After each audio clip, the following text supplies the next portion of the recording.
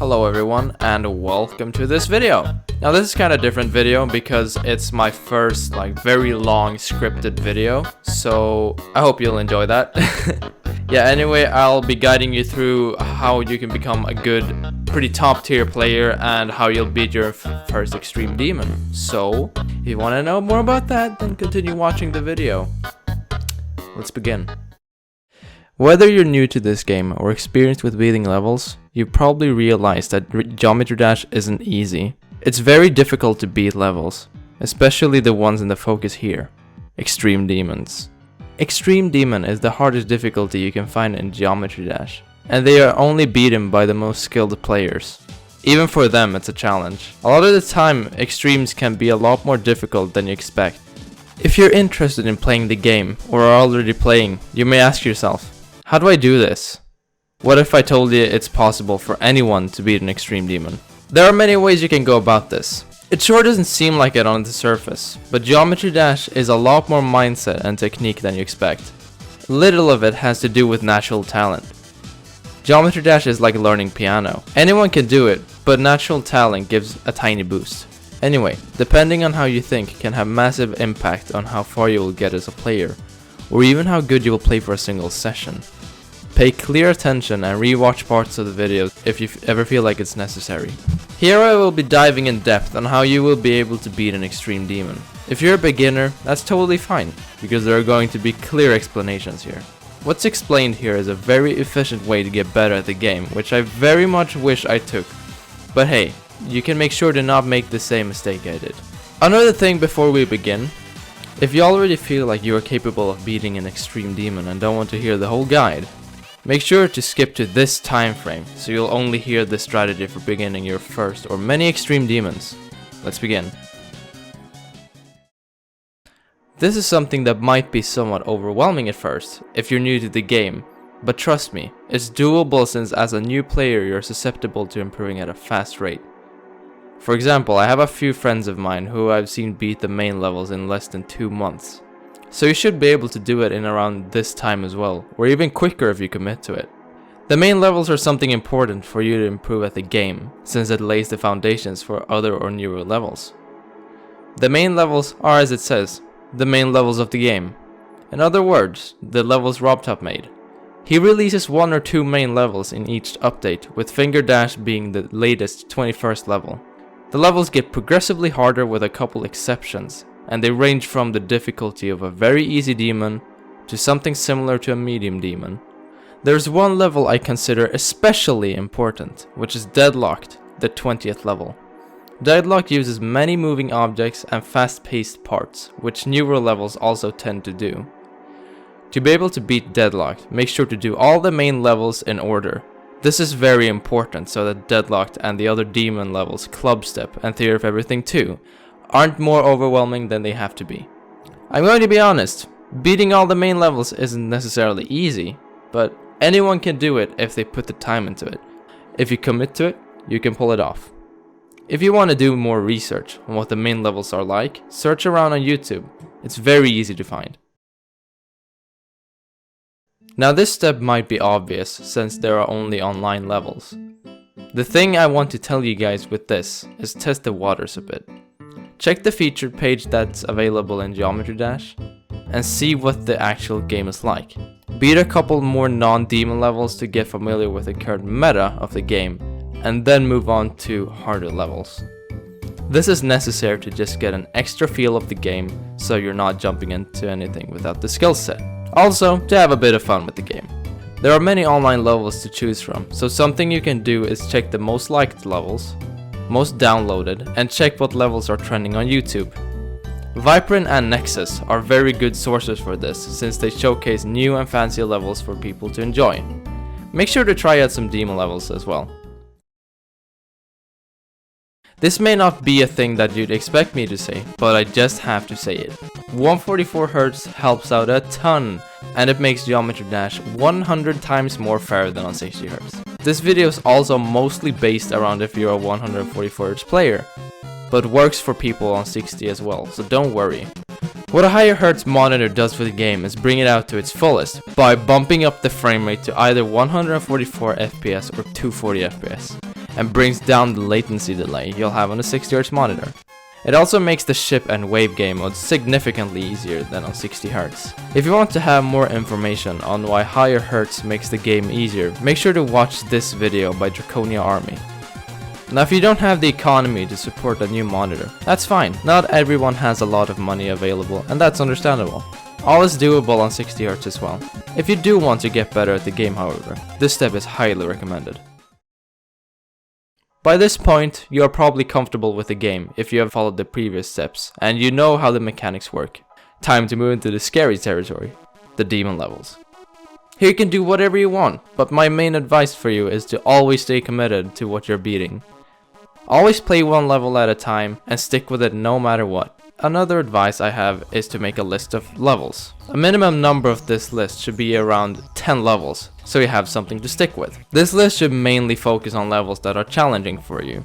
So, say you're new to the game, then this list should be easy/medium demon. And for a better player, it could be hard demons and upward, or even something that gets progressively harder. Feel free to make this list however long as you please though. Mine is very long, but that feels fine to me. For me, it's just easier to stick with. I already have a pre-made list in the description, by the way, so if you want to use that or take inspiration, feel free to do so. What you want to do with this whole step is to progressively play harder and harder demons until you feel confident enough to be an extreme. I'd recommend you play an extreme demon when you've done at least 5 insane demons, but this can vary depending on what other things you've done. If you've done, say, 20 hard demons and it got easier toward the end, you could definitely pull off an extreme demon without having played an insane demon. This is what I would call the more in-depth part of the video, that I haven't really seen anyone talk about. To be able to beat an extreme demon and levels that are challenging for you, you really must come at it with the right approach. This is in my opinion what it all boils down to. If you're good enough at the game, which is still very subjective, you will most likely be able to beat an extreme demon going at it like this. First of all, you really have to be committed to beating whatever you're going to beat. During the time you try to beat this one level, it's important you don't touch other levels, unless the one you're playing is clearly too hard for you to deal with. Something being too hard is not the mindset I want to encourage though, because if you can progress on a level, you can beat it. Dropping it should be the last resort. Finding motivation is not the easiest task though, since a lot of people can't find the reason to be committed. This is where that list I talked about earlier comes to handy. It makes it easier to stick with one level and wait until you move on to the next one. What I personally do to stay committed is trying to think that every attempt is one step closer towards my goal, which it always is. If you're playing, you're always getting closer. I think about when I'll beat the level as well. No matter what happens right now, I'll end up beating it. That's what I try to go by. The second thing I want you to keep in mind is that many attempts or being worse than another player doesn't mean you should quit the level or that you aren't worthy of beating the level. I've definitely suffered a mindset where I'd always compare myself to others before, but that is not the way you should progress, as it'll only stress you out and frustrate you if you see others become better than you. What you should focus on is your own improvement and making a race with yourself.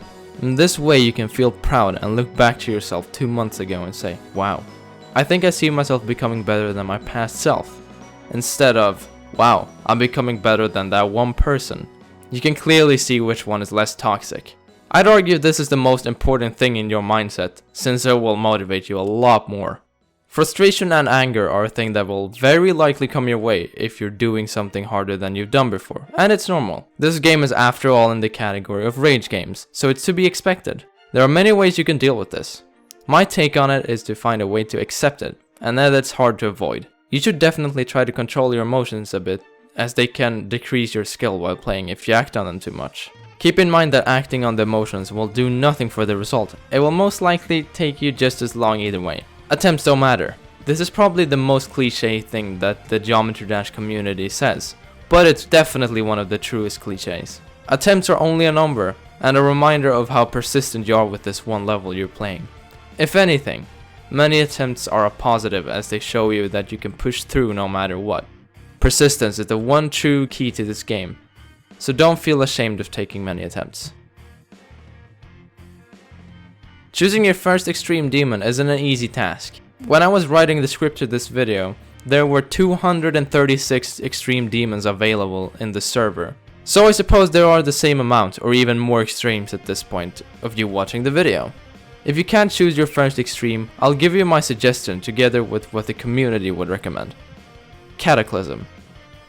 This is a common choice amongst everyone in the community, as I've seen many do Cataclysm as their first extreme demon. Cataclysm by GG-Boy is a level that appeared in early 2015 and set the mark for the new era in Geometry Dash. I'd say this is the level that revolutionized the meaning of skill in the game, as it set a completely new standard for difficulty. Nowadays, this level isn't too difficult compared to what you find, but it's still very challenging. Cataclysm uses the song At the Speed of Light, which became very popular after the release of the level, and it's black and red or hell themed. A lot of the difficulty is based around the game mode's wave, ship, and other inconsistencies found in it. I wouldn't say this is the most enjoyable level to beat, but the aura it gives makes it a very worthy candidate. Allegiance. This is probably what would be my biggest recommendation as your first extreme demon, as Allegiance is the most fun level I'm recommending. Also, preference of course. Allegiance made by Nicrodox is a level that appeared in June of 2016 when it was verified by Arlol. It's a rainbow and crazy themed level with I Got No Time by the Living Tombstone as the main song. Actually very fitting now that FNAF is popular again. The level blends many types of gameplay to create a good mix. It uses memory, timings, spam, and tight wave parts so you can become a bit better at overall skill. I at least found myself learning a bit from this level. Make sure to try this out if you haven't. It's very enjoyable. Bloodbath. Now if you want to beat Bloodbath, you're probably a bit more of a thrill seeker. That's cool. Be prepared though. Bloodbath is a pretty big step harder than Cataclysm and Allegiance.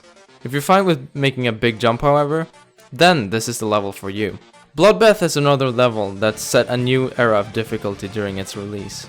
Not as much as Cataclysm I'd say, but it was very significant. Bloodbath is a hell-themed mega collab, which got verified in August of 2015 by the big player Riot.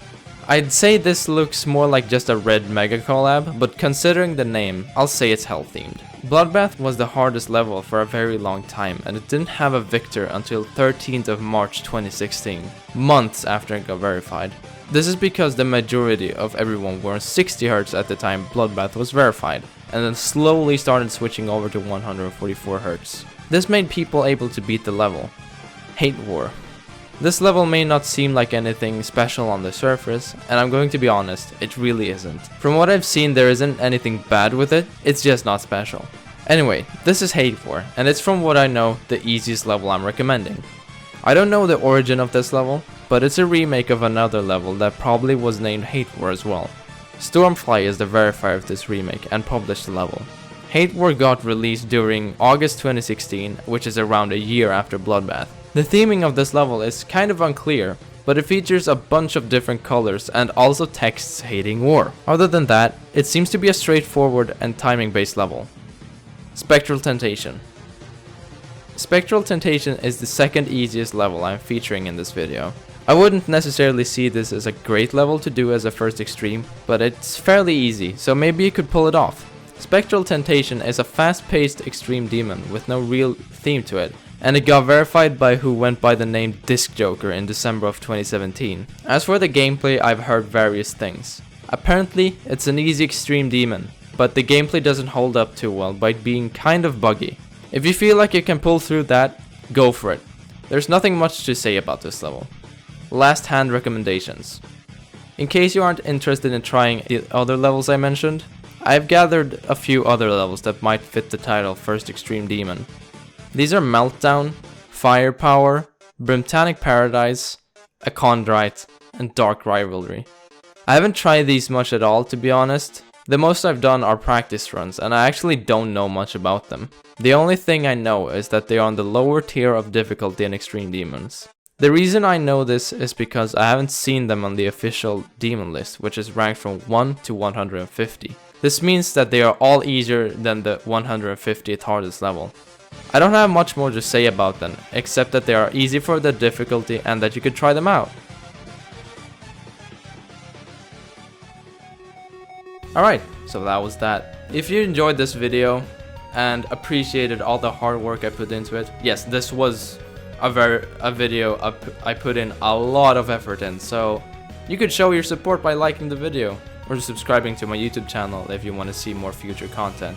I usually post commentary and stuff, so that's what you're gonna see if you subscribe. Anyway, I hope to see you in the next one, and rewatch this video if you ever feel like it. It could probably help you on the way. See ya.